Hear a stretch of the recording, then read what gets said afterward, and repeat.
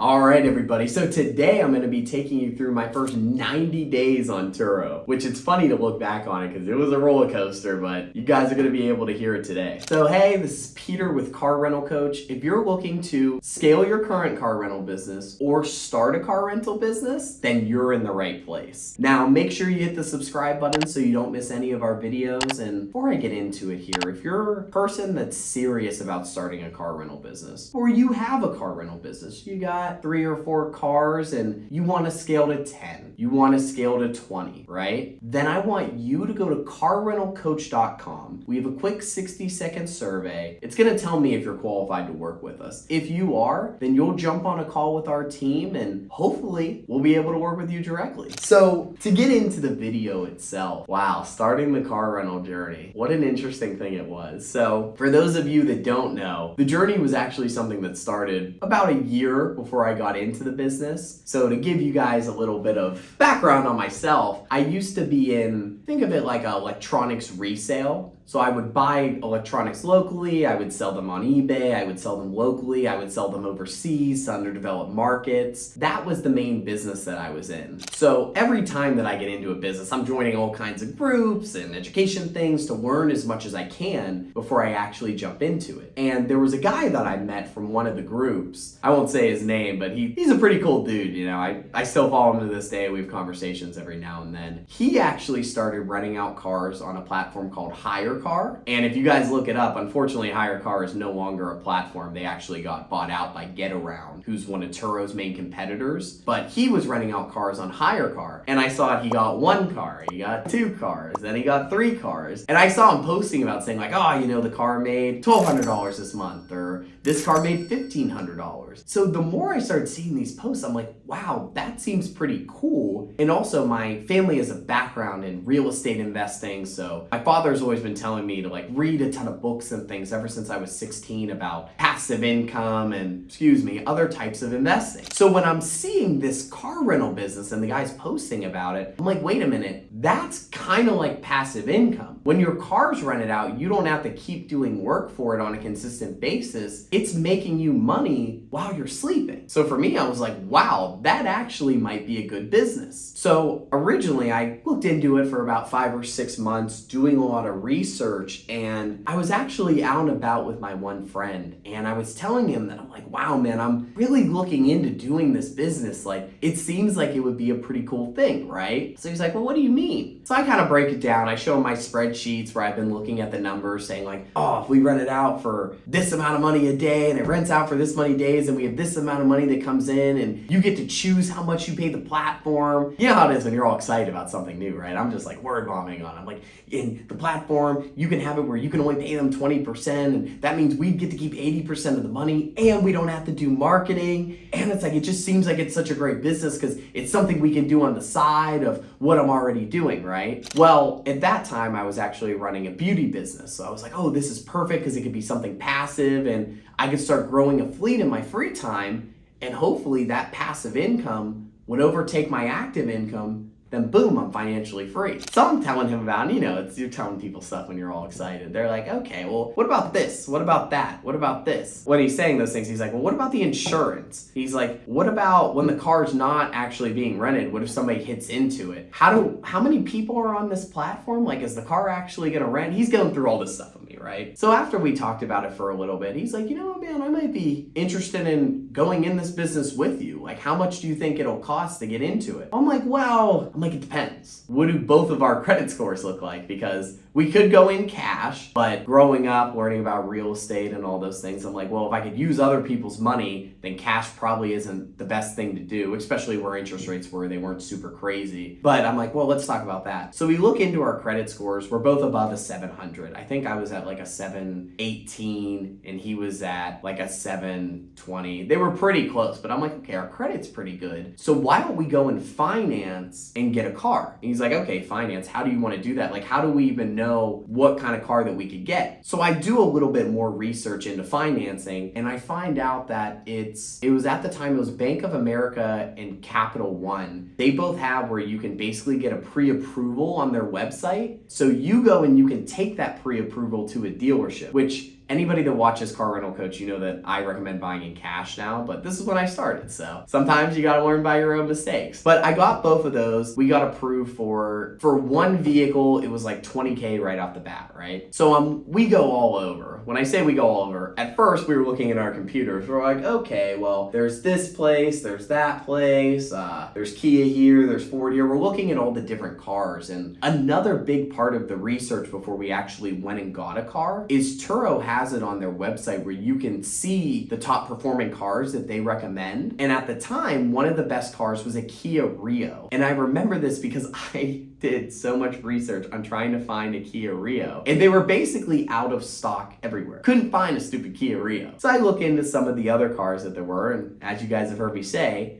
I'm like, oh, Mitsubishi Mirages are another good kind of car. So at first in my journey, after doing research, there were a few places that I found Kia Rios. Went to those dealerships, negotiated, couldn't really get a good price. I even remember, this is funny because I feel like everybody has one of these stories. I went to the one Kia dealership and I'm talking to the one guy, I'm all excited, the one sales guy, he's the sales manager, whatever, this Kia dealership. And he's like, he's like, I don't think that business would ever work. He's like, I've been in the car sales business for 20 years. I don't think you can rent out cars and make enough money that you need to make. I'm like, I don't know, man. I mean, what about Airbnb? People do that. And he's like, yeah, but that's not cars. He's like, cars, I just can't see it working where it's profitable. Always one of those people that have to like kind of shoot you down when you're all excited. But regardless, of course I went past that because I'm the type of person when I put my mind to something, I'm going to do it. It doesn't matter to me what anybody says. It also reminds me of the old adage, I'm not going to go get advice from a brickmaker about if I want to do a jewelry business, right? Like I go to somebody that has a jewelry business. So that was the main thing I thought with that guy. I'm like, he doesn't rent out any cars, so why would I listen to him? Anyway, though, I do find a Mitsubishi Mirage that I kind of like. It was at a dealership that was about like 35, 40 minutes from my house. Go there, we're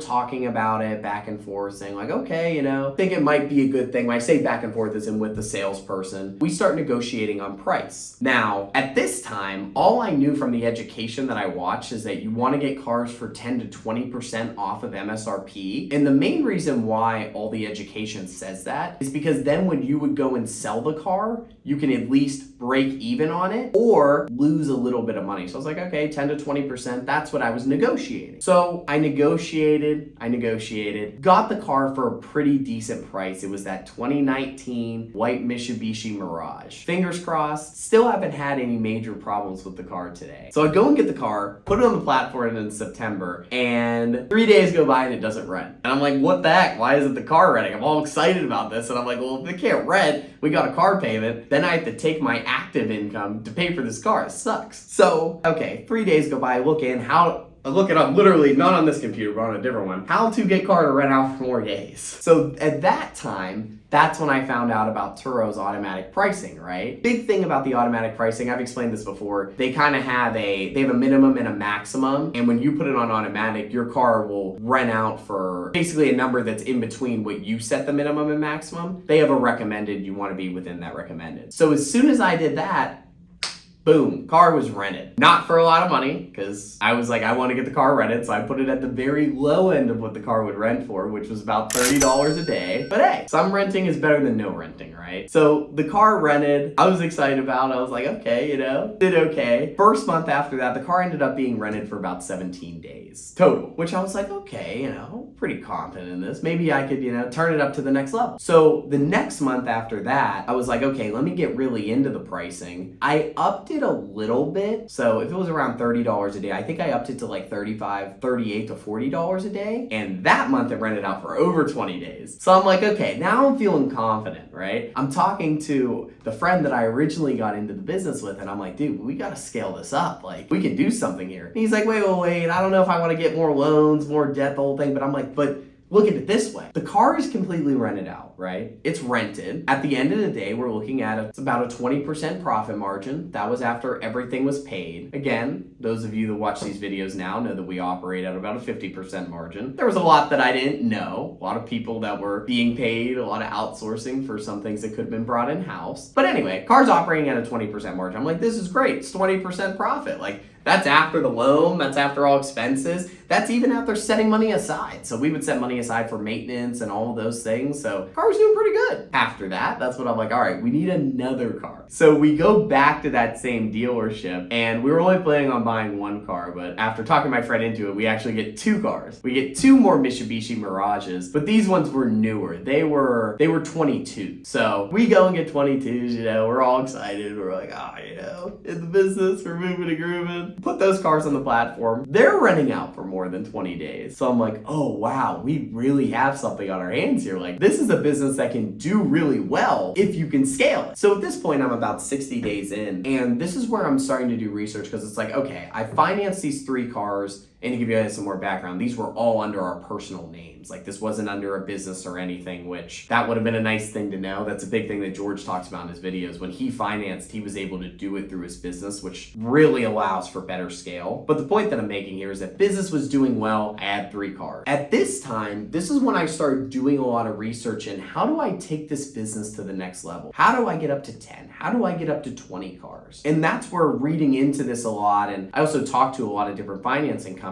They're like, all right, man, you have to have some financials. And I'm like, well, I have financials. They're like, listen, dude, a month of financials, that's not going to cut it. You need to have at least 6 months to a year of financials before we can even consider you for any kind of loans. So I'm like, oh, okay, sounds great. So I just have to operate the business profitably for 6 months to a year, and we'll be in good shape. So at that time, I do talk my friend into getting another car, which is the 2019 Ford EcoSport. Love that car. It's still in the fleet. It has not gone crash. Well, I like that car. It's had Ford, as I've noticed being in this business now for a little bit of time, EcoSports, Fusion specifically, when they have a maintenance problem, they do tend to be a little bit more on the pricier side. So I do not love that car. I like that car. But got that car, it also rented out for over 20 days. So running through that first 90 days of the business, it was great. I mean, it was a very exciting time. Now, some of the big things that people won't tell you are what are the major challenges that I dealt with. Within that first 90 days when I got started, my one Mitsubishi Mirage, the white 2019 one, it did get backed into, or I don't know, the renter hit it in some way, shape, or form. And in the back, there was a crack. It was about that big, super, super small. But of course, when I got that, I'm freaking out because I just started the business. I'm like, oh my gosh, the car's cracked. Now it has to go off the platform. What are we gonna do? We end up talking to an auto body guy. He was able to fix it for like $250. And Turo paid for it, which was nice. The point is though, is that was something that was nerve-wracking because I never dealt with it before, right? Another thing that was a little bit nerve-wracking when I started, and I'm a big believer now in hardwire trackers. When I started, I used to go with the quote-unquote soft trackers. I had somebody that rented out my car and they were supposed to return it that day. And I'm in Pennsylvania, specifically like the west side, Pittsburgh, Pennsylvania. This person was all the way in like Cleveland, Ohio. They were supposed to have my car returned in 30 minutes. So, and I can see the cars in Ohio. So I'm like, hey, like, are you gonna return my car? What's going on? Like, I didn't know what was gonna happen at that time. I didn't realize that it's like, you can send the police. Turo has their own system for how they deal with all those things. I didn't know it at the time. So that was something that kind of made me a little bit worried about it, right? So first thing was the little crack. Second thing was somebody not returning in time. Oh,